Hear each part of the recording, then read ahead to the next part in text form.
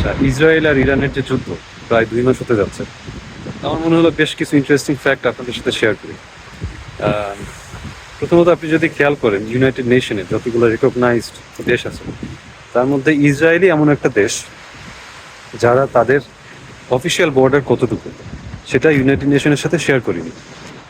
পৃথিবীর প্রত্যেকটা দেশ যারা ইউনাইটেড নেশনের পার্ট রেকগনাইজড তাদের অফিসিয়াল বর্ডারের অংশটুকু শেয়ার করা ইউনাইটেড নেশনে, কিন্তু ইসরায়েল কেন শেয়ার করেনি এইটা বোঝার জন্য আমাদেরকে চলে যেতে হবে ইহুদি ধর্মের তাদের যে ধর্মগ্রন্থ ওল্ড টেস্টামেন্ট, সেইখানে জিনেসিসে একটা পার্টে আছে আহ, আব্রাহামকে, সেখানে লেখা যে আব্রাহামকে ঈশ্বর আহ, আরবের নীল নদ থেকে ইউফ্রেট নদী আফ্রিকার এতটুকু পর্যন্ত যতখানি জায়গা সেটা ঈশ্বর আব্রাহামকে গিফট করছে। এটা হচ্ছে গিয়ে মানে প্রমিসড ল্যান্ড বলা হয় আর কি। এটা হচ্ছে প্রমিসড ল্যান্ড। তার মানে হচ্ছে কি ইহুদিরা তারা মনে করে যে যতদিন না পর্যন্ত এই অংশটা আমাদের আন্ডারে না আসবে, সেটা বাই হুক আর বাই হুক যেভাবেই হোক, সেটা বাই ফোর্স হতে পারে, সেটা যদি অফিসিয়ালি হয় অ্যাব্রাহাম অ্যাকর্ডের মাধ্যমে, যেটা আপনারা হয়তো বা জানেন। অ্যাব্রাহাম অ্যাকর্ড হচ্ছে এমনই একটা অ্যাকর্ড, একটা সম্মতি আরবীয় দেশগুলোর, যে তারা ইসরায়েলকে অফিসিয়ালি স্বীকৃতি দিবে এবং ইসরায়েলের থেকে তারা ইকোনমিক্যালি কিছু অ্যাডভান্টেজ পাবে। তো এটা হচ্ছে কি ফ্যাক্ট এক নাম্বার। হ্যাঁ, মানে ইহুদিদের ধর্মগ্রন্থ থেকেই তাদের এই আইডিওলজিটা আসছে যে আরব হচ্ছে গিয়ে এই যে পর্শনটার কথা বললাম নীল নদ থেকে ইউফ্রেটস, এই পর্শনটা তাদের। এটা হচ্ছে কি তাদের আইডিওলজি। তারা এটাকে ভেবেই তারা যে অ্যাটাকগুলো করতেছে এখন ইরানে যেটা শুরু করলো। কারণ ইরানই হচ্ছে কি একমাত্র থ্রেট। ইরান যদি থাকে তাহলে তাদের এই যে বৃহত্তর প্ল্যান, হ্যাঁ, গ্রেটার ইসরায়েলের যে প্ল্যান, এটা তাদের কখনোই স্ট্যাবলিশড হবে না। আচ্ছা, এবার আমরা আমেরিকায় আসি। আমেরিকা কেন এভাবে সাপোর্ট করে যাচ্ছে ইসরায়েলকে? এভাবে বছরের পর বছর প্যালেস্টাইন, গাজা, লেবানন, এখন হচ্ছে যেভাবে বোম্বার্ডমেন্ট চলতেছে ইরান ফেব্রুয়ারির 28 তারিখ থেকে শুরু। এটা কিসের জন্য? এটার মেইন কারণই হচ্ছে গ্লোবাল ডমিনেন্স। আমেরিকা চায় যে চায়নার যেভাবে রাইজিং একটা পাওয়ার, চায়নার যে মাইট, টেকনোলজিক্যাল মাইট, এটাকে দমায় রাখার জন্য তাদের গ্লোবাল যে রিজার্ভ কারেন্সি ডলার, এটাকে যাতে তারা প্রিজার্ভ করতে পারে অ্যাজ লং অ্যাজ পসিবল। কারণ আপনি যদি ইতিহাসের তাকান, পাস্টে যতগুলো গ্লোবাল পাওয়ার ছিল, যে ফ্রেঞ্চ, ব্রিটিশ, তারপরে ডাচ, পর্তুগিজ, স্প্যানিশ, সবারই কিন্তু একটা রাইজিং পয়েন্ট ছিল, পিক পয়েন্ট ছিল। আস্তে আস্তে তারা ডিক্লাইন করে।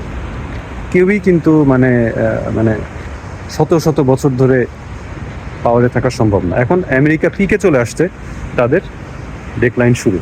কিন্তু তারা যখনই ডেকলাইনটা শুরু হয় তখন সেই দেশগুলো অনেক হস্টাইল হয়ে যায়। হ্যাঁ, তখন তারা দেখা যায় যে অনেক এই যে কিলিংসের মাধ্যম দিয়ে খুব অ্যাগ্রেসিভ ওয়েতে তারা চেষ্টা করে যে তাদের গ্লোবাল ডমিনেন্সটাকে ধরে রাখার, যেটা আমরা দেখতে পাচ্ছি আমেরিকা যেটা করতেছে। তো তাদের গ্লোবাল ডমিনেন্স ধরে রাখার জন্যই তারা যাতে চায়নাকে যতদূর সম্ভব, তারা চায়নাকে, চায়নার যেই রাইজিং যেই টাইগার যেটা বলা হচ্ছে, এটাকে যাতে তাদের স্লাগিশ একটা স্টেটে রাখা যায় চায়নাকে। এটা তাদের পয়েন্ট ওয়ান। আর পয়েন্ট টু হচ্ছে অয়েল। মিডল ইস্ট হচ্ছে গিয়ে অয়েলের সমুদ্র প্রধান। মিডল ইস্টে আপনার যে কারণে দেখেন তারা ইরাক, সিরিয়া, হ্যাঁ, এখন হচ্ছে কি ইরান, তারপরে সৌদি আরবের সাথে তো তাদের অলরেডি একটা চুক্তি আছে যে সৌদি আরবকে তারা মিলিটারি সাপোর্ট দিবে, বিনিময়ে সৌদি আরবের যে অয়েল এক্সপোর্ট হবে সেটা ডলারে হবে।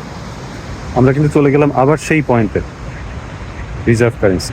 তো গ্লোবাল ডমিনেন্স, রিজার্ভ কারেন্সি, এগুলো সব একটার সাথে আরেকটা কানেক্ট। এটা হচ্ছে কি আমেরিকার পয়েন্ট। আপনি যদি চায়নার দিকে দেখেন, চায়না কিন্তু এই ধরনের যুদ্ধের জন্য তারা প্রিপেয়ার্ড অনেক বছর ধরে। কারণ তারা জানে যে ইরান থেকে যে পরিমাণে অয়েল আসতেছে, আমেরিকা একটা সময় এটাকে ডিজার্ভ করার চেষ্টা করবে।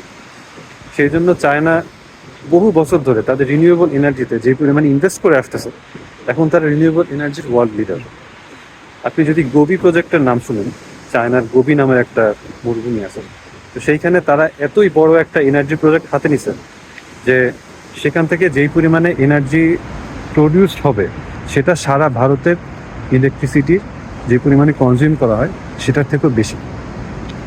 সেখানে হচ্ছে প্রজেক্টটা এমন যে টোটাল যে পরিমাণে প্রোডাকশন হবে এনার্জি, সেটার 60% আসবে হচ্ছে গিয়ে সোলার প্যানেল থেকে দিনের বেলা, যেহেতু মরুভূমিতে অনেক রোদ। আর রাত্রেবেলা যেহেতু মরুভূমিতে অনেক বাতাস, সেজন্য 40% উইন্ড থেকে আসবে। এই প্রজেক্ট হচ্ছে কি একটা কম্বাইন্ড একটা প্রজেক্ট। আর দ্বিতীয়ত হচ্ছে কি চায়না অলরেডি লিথিয়াম ব্যাটারির তারা হচ্ছে কি ওয়ার্ল্ড একটা সেন্টার বলতে গেলে, কারণ 80% লিথিয়াম ব্যাটারি সেলই করা হয় হচ্ছে কি চায়না থেকে। ইভেন যেসব মাইন আছে লিথিয়ামের আফ্রিকাতে, সেগুলো ওন বাই চাইনিজ কোম্পানিজ। হ্যাঁ, এখন যদি অয়েলের ডিসরাপশন করা হয়, ধরেন হ্যাঁ অনেক বড় ফ্যাক্টরি বন্ধ হয়ে গেল, অনেক সমস্যা হলো, হ্যাঁ প্রোডাকশন বন্ধ হয়ে গেল, জাহাজ চলতে পারলো না, কিন্তু ব্যাটারি, যদি লিথিয়াম ব্যাটারি না থাকবে তখন কি হবে? সারা ওয়ার্ল্ডে আমাদের যে ফোন, আমাদের যে ল্যাপটপ, এগুলো সব তো লিথিয়াম ব্যাটারি দিয়ে চলে। চায়না এটার 80% own by China lithium battery. আরেকটা হচ্ছে কি চায়না এখন গ্রিন হাইড্রোজেন আসতেছে, সেটা কয়লার মাধ্যমে। কারণ চায়নায় হচ্ছে কি যে পরিমাণে কয়লা, তারা সেটাকে হাইড্রোজেনে কনভার্ট করে সেটার নাম দিচ্ছে হচ্ছে কি তারা গ্রিন হাইড্রোজেন। এবং সেই গ্রিন হাইড্রোজেন দিয়ে অলরেডি চায়নার জাহাজ, সেখানকার হচ্ছে গিয়ে অনেক বড় বড় ফ্যাক্টরিজ, সেই গ্রিন হাইড্রোজেন দিয়ে তারা already run by the green hydrogen. হ্যাঁ, আর সব থেকে ইন্টারেস্টিং হচ্ছে কি চায়নার বর্তমান যেই সিটিগুলো, এগুলোকে বলা হচ্ছে ভার্টিক্যাল সিটিস। কারণ হরিজন্টালি যদি ইলেকট্রিসিটি না যায় কোনো একটা শহরে, বা কোনো একটা কারণে, ধরেন কোনো যুদ্ধ বা কোনো ইলেকট্রিক ডিসরাপশন, অথবা মেইন পাওয়ার প্ল্যান্ট থেকে যদি কখনো ইলেকট্রিসিটি ডিসরাপ্ট হয়, তাহলে চায়না নিজেদেরকে স্বয়ংসম্পূর্ণ করার জন্য তারা ভার্টিক্যালি যে বিল্ডিংগুলো আছে, এই বিল্ডিংগুলোতে তারা সোলার প্যানেল বসানোর মাধ্যমে সেই বিল্ডিংগুলো তারা সেলফ সাফিসিয়েন্ট এনার্জির। মানে যতই বিদ্যুৎ যাক, যতই মানে কোনো জায়গায় যদি যুদ্ধ লাগে বা যেটাই হয়, বিল্ডিংগুলো যাতে সেলফ সাফিসিয়েন্ট থাকে সেটার জন্য তারা অলরেডি প্রিপেয়ার্ড। তো চায়নার আসলে অনেক বড় প্রজেক্ট, মানে ইউএস যতই চেষ্টা করুক তাদের এই গ্লোবাল ডমিনেন্স টিকে রাখার জন্য, চায়নার যে পরিমাণ ইনোভেশন, তারা তাদের ইলেকট্রিক যে পরিমাণে প্রজেক্টগুলো হাতে নিছে, এটা আসলে দমায় রাখা সম্ভব না।